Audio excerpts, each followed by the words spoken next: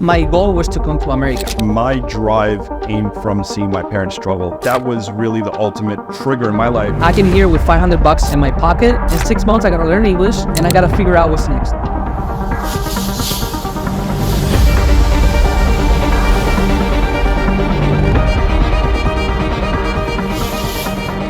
I'm curious, and this is like a question for both of y'all about like just the foundations of where your just like acumen, entrepreneurial acumen and spirit came from. Like when you were younger, was this something that you grew up, had a lemonade stand selling cookies and like it just like grew and evolved from there? Like what was that journey? Well, for me, go ahead, go first.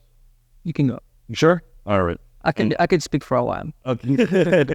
Yeah, I'll make mine short. I mean, my drive came from seeing my parents struggle. Both of my parents are immigrants.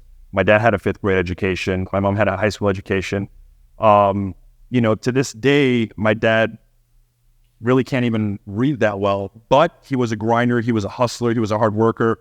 And, he provided for our family. I mean, we were on Section 8, housing and food stamps and all that. So I saw the struggle and that kind of motivated me like, hey, I don't want to be in that situation. And my dad had me when he was young. He was 21. And I wanted to make sure that I was financially set before I started family because I saw how hard it was. So I think that was really the ultimate trigger in my life is that I'm so scared of being back there. And that's my drive. You know what I mean? Fear is a great motivator. Fear is the ultimate motivator for good and bad. Fear can lead you to catastrophe or it can lead you to your dreams, and stuff. Yeah, 100%. No, fear is the strongest emotion. For me, it's a little long story, right? But I was an athlete back in the days. I'm originally from Spain, so play basketball my whole life since I was 4 years old. So that's that, dude. I wanted to be a basketball player until I was like 21. I wanted to be a basketball player too when I was in high school. So that at the beginning, I didn't know what business was. I just wanted to become a basketball player, but I had the instinct. I had the hard work of like showing up the first one in practice, leaving the last one, even my 100% in the games. Like that was my thing on these days. Growing up in Spain, thankfully my family did great growing up. I had everything I needed until 2008. 2008 hit, economic crisis, financial crashes all over the world. Yep. Spain got hit very, very bad. My parents had a retail businesses of clothing. We used to sell designer clothes. They had 3 stores. They were making really good money. We had to close the stores. My parents got divorced. Forwarding, like I had to get a job. So I didn't want to be at school. Like I hated school. I was very bad at school. Did awful in school. Everyone was pushing into my family like you have to graduate from high school. You gotta go to college. That's what back in like 2012. That's where like everyone, like nobody was, especially in Spain, like there weren't that many entrepreneurs.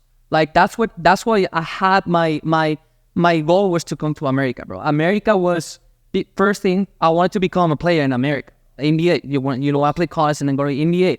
So that was my thing to come to America. And then I had to get a job back in Spain. And then I did everything. I did everything from like picking up oranges in my uncle's fields, working on retail stores, everything. And then one day I was probably 19 and I said, okay, that's enough.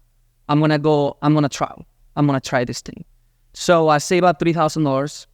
I bought a course, a 6 months course in America and here in Fort Lauderdale. This was like a 6 months of English course. Like, dude, I didn't know English. What year was this? This was like 2017. Oh, really? This was 2017. 2016, 2017. So, but a course. That course. Hey, shout out to that course because his English is Hear me out. great. Yeah. That course allowed me to get a US visa. Okay, for everybody to know, if you pay for education, you get a US visa in the United States. So I had the US visa for 4 years. So I got 6 months of English and I had 6 months to figure it out. In 6 months, I got to learn English and I got to figure out what's next.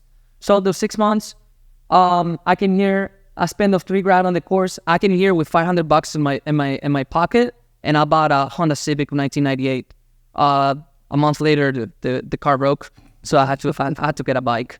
So I was biking to work. I was biking to the school, to this English school, and I had to get a job. I had to get a job under the table, dude. So I was working at this Cuban restaurant for like $11 an hour, and I worked Lauderdale or Miami? in Davie, Florida, bro. So I was working in this Cuban restaurant, making sandwiches, bro, for like 4 years, bro. That's what. You remember Medianoche? Yeah, medianoche, bro. Mistaken. All that is public style. Shout out to them. But I was kind of caught up. I didn't have that entrepreneurial mindset at that time. It was like, all right, I gotta show what I'm able to do. Right. First thing, learn English, and then I had to get a next on education so I could stay in the country for another 4 years, dude. So I had that skill that was playing basketball. That was my skill at then. So I started that was a little bit of entrepreneurship right there. I went on Google and I started looking for universities nearby, and I would start emailing to all these basketball head coaches from the teams. So I did a batch of tryouts. I got picked up at one small school in Miami, Florida National. I got picked out and they covered my scholarship for like half a scholarship. So I got lucky there. I started playing basketball, and after like a year and a half playing, being in school. Dude, it was hard. I was combining that with like working in construction, working on this Cuban restaurant. Like I had to maintain myself, right? After that, what happened is, dude, I didn't want to play basketball anymore. It was like that. I made my decision. I was not going to become a basketball player. It was time to get into something else. And then that's when I got introduced to cameras. So shout out to Jadson Robertson. He put a camera in my hands for the first time. And we started filming. We started filming as a passion. Remember we went to Europe, saved a little bit of money. We went to Europe for a whole month, just me and him. We filmed the whole thing on our cameras, And like at that time, like content creation was kind of like a thing that was kind of like to start to like people were blowing up on YouTube, like right. Like all this like Jay Alvarez, Sam Colder, all these creators, like dude, they got like millions and millions of views. So we're like kind of like going after that, right? Sure. Did this European trip, and people were saying, "Oh, dude, like all you guys' content looks pretty sick. You guys should do it professionally, right?" So we got back from that trip and was like, "All right, let's get together. Let's put up a plan." So we put up a plan, and we opened our first video production agency. At that time, it was called Adventure Awaits. We were filming videos for free at the beginning. Like I said before, you gotta do it for free until you become good at it. Yeah. So we did it for free. For over like 6 months to a year, we just grow up our portfolio to where we're able to like get some name and brands on it, right? So then you have some brands, you have a portfolio, and then you can go and you can start pricing your services. And that's how kind of like we started. Then after that, we did it for like a year or two. I was combining that with us still working at a restaurant. At this time, it was a better restaurant. I did hospitality for 2 years. So I was doing that and I was doing the video. I was making probably like 50, 60 grand a year, combining both. And I did that for like 2-3 years, bro, until like I was so maxed out. I said, dude, I need a break. So, and then the second trip came. We stopped everything. We saved up like 25 grand and we went to see the world. So we took 3 months off, completely off. We visited 12 countries. We started in the Middle East. We did Dubai, Saudi Arabia, Egypt. We went down to Africa, South Africa, Cape Town, Namibia. We went to India.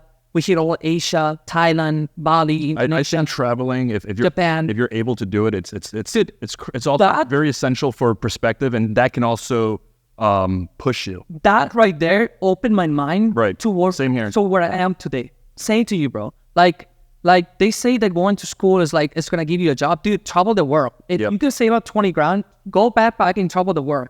Go and visit as many countries as you can. So when I got back from the trip, bro, like I knew what I want. I knew what I wanted. By the way, I'm gonna go a little deep on it. We were in this Virgin Island in Thailand. It's called Railay Beach. That's where our name of our company comes from. Railay Media. So we were at Railay Beach, and that island is famous because they serve you mushroom shakes. So they make you those like very wild mushrooms that only grow there. Are they the ones that make you little? Yeah. So they I wouldn't say trip balls because I didn't trip balls, but I was tripping, right? It's like a microdose. It was a very mighty dose. What I did, I drink like half of a shake. We went to the beach and we were just us three laying down at the beach, kind of like. This was almost at the end of the trip, so we were like 2 months and a half deep traveling nonstop, and that was like, dude, I gotta figure out what am I gonna do. That trip taught me that I wanted to become a full self-employed, a serial entrepreneur, have my own businesses, don't work for nobody else, and that I didn't need to drink alcohol. Let's give credit where credit is due. Though, was it the trip that made you think that, or was it the no pun intended? Dude, was it the trip? No, dude, the microdose trip. Look, that made... let me hear you. It's a combination of everything, right? It's a combination of everything. Like you live, you learn. When you live all this experience, you came from you're an immigrant. You came from a different country. You've been here, busting your ass to make, 50 grand a year, dude. You gotta do something. You have to feel it. You have to feel it, bro. That's what you were saying. Like 20 years ago, I was selling, shirts out of my dad's band, and like, you can't teach that. You can't teach that, bro. You gotta go through it. So if you don't go through it, whatever, you're gonna make it. You're not gonna be strong enough, dude. There's gonna be someone else stronger than you.